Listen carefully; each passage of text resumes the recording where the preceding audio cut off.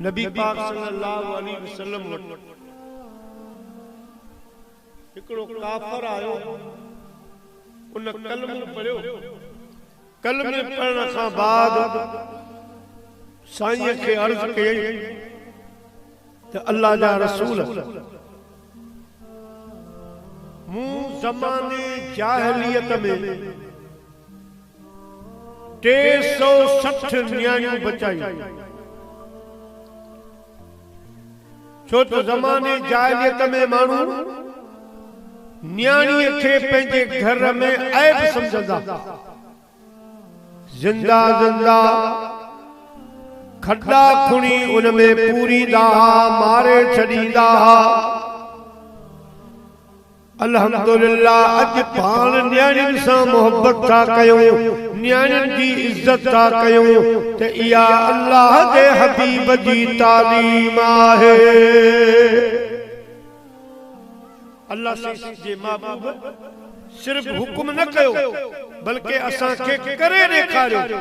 अम्मा खातून जन्नत सलामुल्लाह अलैहा नंढड़ी हुई, मदीने जा साईं वॾनि वॾनि प्रोग्रामनि में वेठा हूंदा, पर जॾहिं सैयदा फातिमा ज़हरा दरवाज़े ते ईंदी त भरी महफ़िल में अल्लाह जो रसूल उथी भी पंहिंजी न्याणीअ जो इस्तक़बाल कंदा। समझायूं त न्याणी जी हेतिरी इज़त आहे। असां वटि न्याणी खे चवंदा आहिनि सत क़ुरान। मुंहिंजा प्यारा दोस्तो,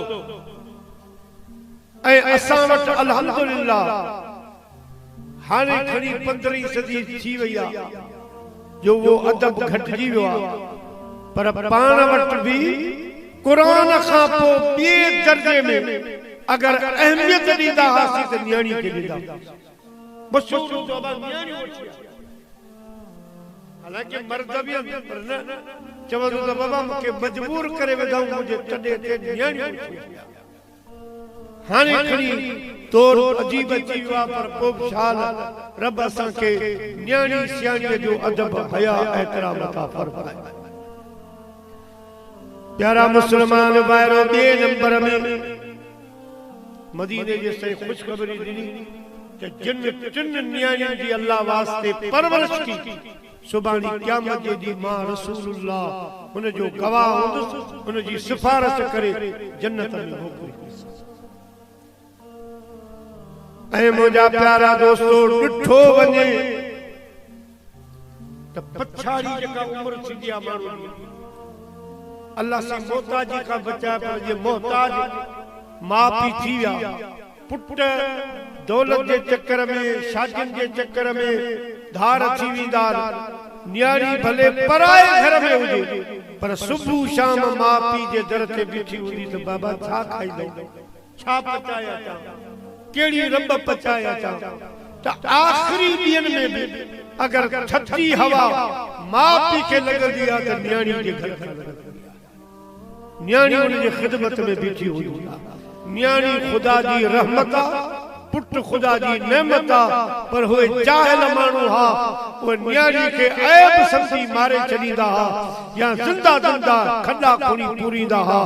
हिन साइल जो जेको नओं मुस्लमान थियो, इन्ही जो सवाल इहो हो त मूं उन दौर में 360 न्याणियुनि जी जान बचाई, 360 उठ क़ुर्बान करे। जिते में न्याणी ॼमंदी त मां उठ खाए ॾींदोसि, न्याणी जे माइटनि खे चवंदोसि न्याणी खे मारजो न, मां एवज़े में ख़र्च में अव्हां खे उठ ॾेई थो वञां। मुंहिंजा महबूब पोइ 360 न्याणियूं मूं बचायूं, 360 उठ क़ुर्बान कयमि। हाणे मूंखे ॿुधायो त अल्लाह साईं इन अमल जो मूंखे सवाब कहिड़ो ॾींदो।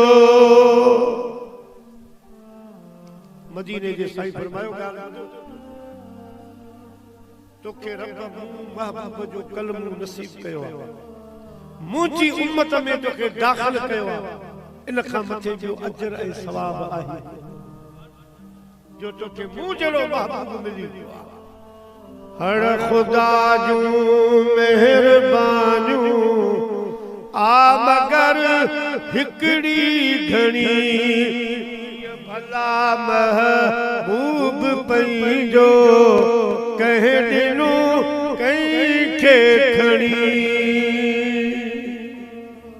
माउन फरमायो तोखे रब मुंहिंजो उम्मती बनायो आहे इन खां मथे ॿियो तोखे छा मुंहिंजो कलम छाजे करे त जेके बि नबी आया उहे असां जहिड़े ग़रीबनि गुनाहगारनि मां हथ कढियो वेठा अल्लाह साईं खे चयाऊं ये गुनाहगार तुंहिंजे हवाले तूं ॼाण तुंहिंजा ये माना असां गुनाहगार नेकोकारनि जी ज़िम्मेदारी खणूं था नेक तो वठी ईंदासीं सभिनी ईअं चयो पर आमिना जो लाल जॾहिं धरतीअ ते आयो अल्लाह खे अर्ज़ कई मुंहिंजा रब हे नेक सभु तुंहिंजा गुनाहगार मां मुस्तफ़ा जा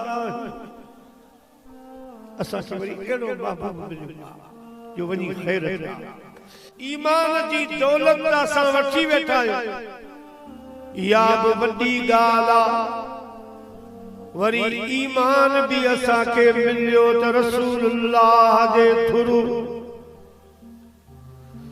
अल्लाह पाक थोरो फरमायो जो असांखे पंहिंजे हबीब जो उम्मती बणायो